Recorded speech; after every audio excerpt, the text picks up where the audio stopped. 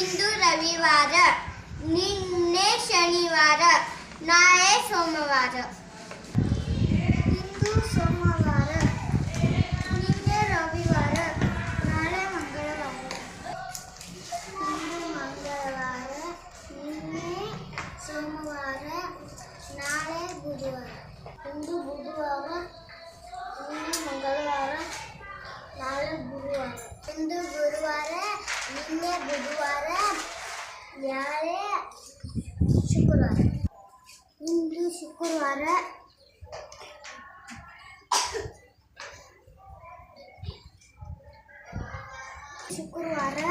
ನಿನ್ನೆ ಗುರುವಾರ, ನಾಳೆ ಶನಿವಾರ.